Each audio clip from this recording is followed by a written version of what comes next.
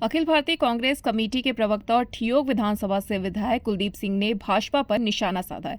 भाजपा पर पलटवार करते हुए कुलदीप सिंह राठौर ने कहा कि भाजपा का जहाज बढ़ते बोझ से डूब गया है। बाहर से आने वाले लोगों ने इस जहाज का बोझ बढ़ा दिया। वहीं राठौर ने एक बार फिर सेब के मुद्दे पर भी केंद्र सरकार को घेरा। उन्होंने कहा कि केंद्र सरकार ने प्रदेश के बागवानों से चुनाव में वादे किए, लेकिन इससे उलट भाजपा के शासन में प्रदेश की सेब आर्थिकी पर संकट पैदा हो गया। कुलदीप सिंह राठौर ने भाजपा पर तंज कसते हुए कहा कि भाजपा का जहाज डूबने की स्थिति में है। उन्होंने इस दौरान कांग्रेस से भाजपा में शामिल होने वाले नेताओं पर भी निशाना साधा। राठौर ने कहा कि भाजपा के जहाज पर भीड़ बढ़ती जा रही है। हो सकता है कि आने वाले समय में भाजपा के जहाज में भगवा की जगह तिरंगा हो जाए। कुलदीप सिंह राठौर ने कहा कि जब जहाज के डूबने की स्थिति होगी तो सबसे पहले बाहर से आए लोगों को वह बाहर फेंकेंगे। राठौर ने इस दौरान भाजपा प्रदेशाध्यक्ष डॉक्टर राजीव बिंदल को भी निशाने पर लिया। राठौर ने कहा कि भाजपा प्रदेशाध्यक्ष को क्या देश में आज बेरोजगारी की समस्या नजर नहीं आती। उन्होंने कहा कि 2014 के चुनाव में भाजपा संकल्प पत्र लेकर के आई। इसमें प्रतिवर्ष 2 करोड़ नौकरियों का वादा था, लेकिन वह पूरा नहीं हुआ। ऐसा कहा है बीजेपी के हिमाचल के अध्यक्ष ने। देखिए, अब हिमाचल के अध्यक्ष ने अगर ये टिप्पणी की है तो मैं उनसे कुछ प्रश्न पूछना चाहता हूँ। पहला प्रश्न, क्या आज की तारीख में बेरोजगारी कोई इशू नहीं है? मैं यहाँ उनको यह भी याद दिलाना चाहता हूँ कि 10 वर्ष पूर्व वो जो संकल्प पत्र लेके आए थे, उस संकल्प पत्र में भारतीय जनता पार्टी ने वादा किया था कि हर वर्ष 2 करोड़ रोजगार देंगे। कभी 10 साल हो गए, 20 करोड़ रोजगार बनते, तो रोजगार कहाँ गए? उल्टा जो है बड़ी बड़ी कंपनियां छटनी कर रही है। तो क्या बढ़ती हुई बेरोजगारी आज इशू नहीं है? भारतीय जनता पार्टी के लिए नहीं है, लेकिन देश की जनता के लिए। और दूसरी बात कौन सी कही उन्होंने? भ्रष्टाचार, बेरोजगारी के, महंगाई को लेकर। अब क्या आज महंगाई इशू नहीं है? 10 वर्ष पूर्व से आप अभी तुलना कीजिए, लगातार महंगाई बढ़ रही है। गैस का सिलेंडर लगभग 3 गुना बढ़ा है। जो खाने की दालें, तेल है, अगर आप मार्केट में जाएं, वो भी लगभग 2 गुना 3 गुना हुआ है। तो क्या भारतीय जनता पार्टी के जो प्रदेश अध्यक्ष हैं उनको महंगाई नजर नहीं आती? और इसके अलावा भ्रष्टाचार का मुद्दा है।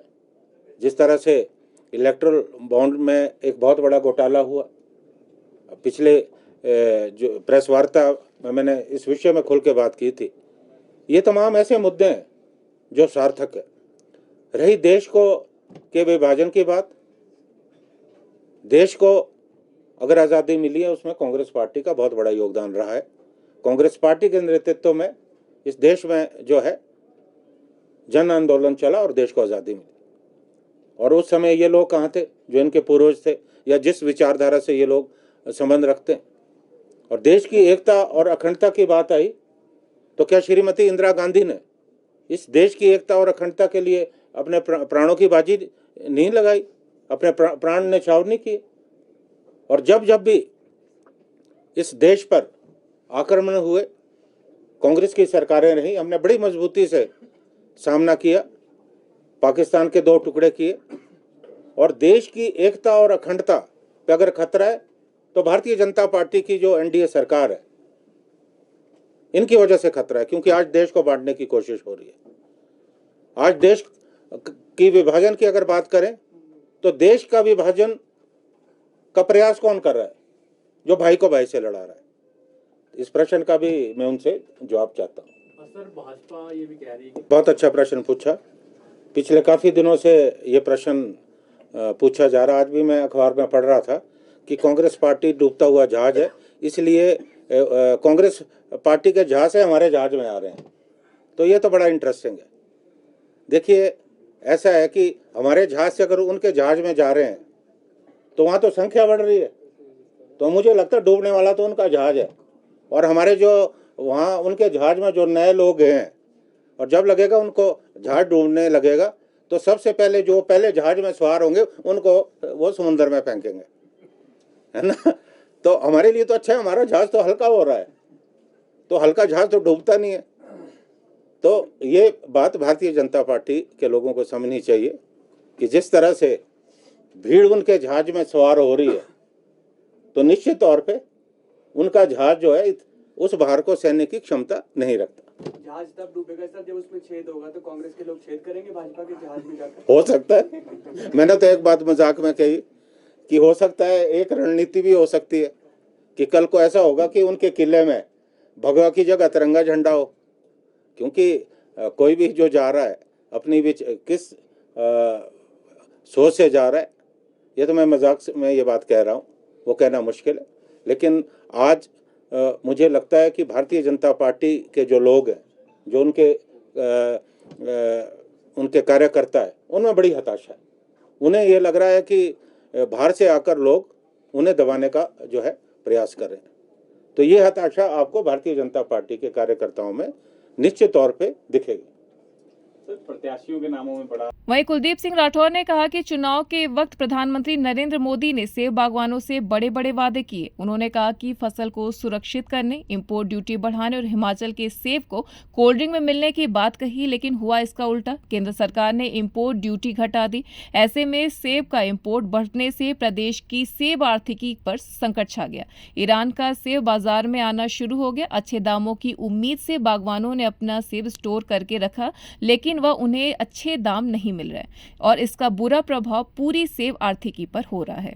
सबसे पहले तो आज पहला नवरात्र है। मैं अपनी तरफ से आपको और आपके परिवार को अपनी शुभकामनाएं देता हूं। आप लोग जानते हैं कि विधानसभा में सेब से जुड़े मुद्दे हमेशा मैंने उठाए हैं, क्योंकि हमारा क्षेत्र सेब बहुल क्षेत्र है। पिछली विधानसभा में मैंने एक मुद्दा उठाया था कि अफगानिस्तान के रास्ते जो ईरान का सेब आ रहा है,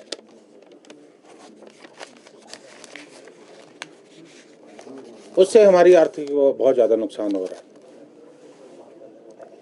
क्योंकि अफगानिस्तान के साथ हमारा समझौता है। ये क्षेत्र south Asia free trade area के अंतर्गत आता है। ईरान से जो सेब आ रहा है उस पे आयात शुल्क नहीं लग रहा है। इस कारण वो सेब मार्केट में सस्ता है। और अभी जो कोल्ड स्टोर में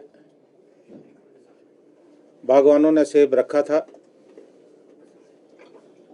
क्योंकि ऑफ सीजन में इस सेब को मार्केट में बेचा जाता है, इस उम्मीद के साथ कि अच्छे दाम मिलेंगे। लेकिन इस बार क्योंकि इतना सेब 30 देशों से सेब यहाँ आ रहा है, जो दाम है वो 800 से 1200 रुपये मिल रहे हैं, जबकि पिछली बार यही दाम लगभग 2000 से ज़्यादा थे और लागत कोल्ड स्टोर में रखने की लगभग 400 रुपये पर पेटी आती है। तो आप समझ सकते हैं कि कितना बड़ा नुकसान जो है बागवानों को हो रहा है। जब ये मुद्दा मैंने विधानसभा में उठाया, उसके बाद प्रदेश सरकार ने ये मामला केंद्र सरकार के सम्मुख रखा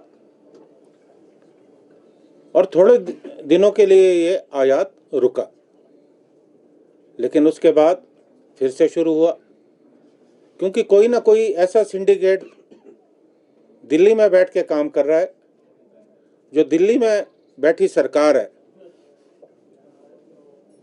उनकी बात को सुन रही है और अवैध तरीके से हमारे देश में सेब को आने की इजाज़त जो है मिल रही है।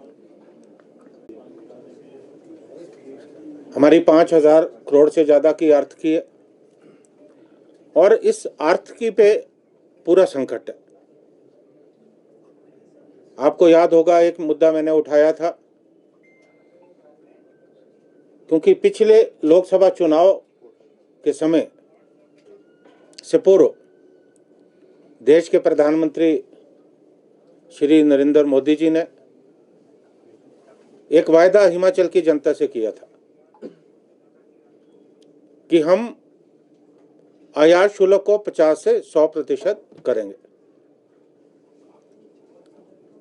उन्होंने ये भी कहा था कि जो कोल्ड ड्रिंक्स हैं, पेप्सी और कोका कोला, उसमें सेब की मात्रा जो है मिलाई जाएगी। हालांकि हमें मालूम था कि ये व्यवहारिक नहीं है, क्योंकि ये दोनों कंपनियां मल्टीनेशनल कंपनियां, उनका अपना फार्मूला है। वो तो अपने फार्मूले के साथ छेड़छाड़ बर्दाश्त नहीं करती हैं, लेकिन लोगों को लुभाने का प्रयास हो। और अभी 100% की बात तो छोड़िए, 50 से 30% कर दिया, जिससे अमेरिका से भी सेब भारी मात्रा में यहाँ आया और हमारे सेब के दाम जो है यकायक गिर गए। और अभी लगातार जो किसान और बागवान है वो सरकार की उपेक्षा का शिकार हो रहे हैं। खादें महंगी, दवाइयाँ महंगी, और ऊपर से केंद्र सरकार का जो उदासीन रवैया किसानों और बागवानों के प्रति है, कांग्रेस पार्टी इसकी निंदा करती है। ये सरकार किसानों की आय दुगना करने की बात करती है और किस तरह से जो बड़े बड़े पूंजीपति हैं या आड़ती हैं जो सेब का कारोबार करते हैं, उन्हें खुली छूट है कि किसानों और बागवानों को लूटा जाए। हम फिर से केंद्र सरकार से मांग करते हैं कि तुरंत प्रभाव से शुल्क 100% करें आप, और जो अवैध रूप से सेब हमारे देश में आ रहा है उसे तत्काल रोकने की जरूरत है। News desk N1 live.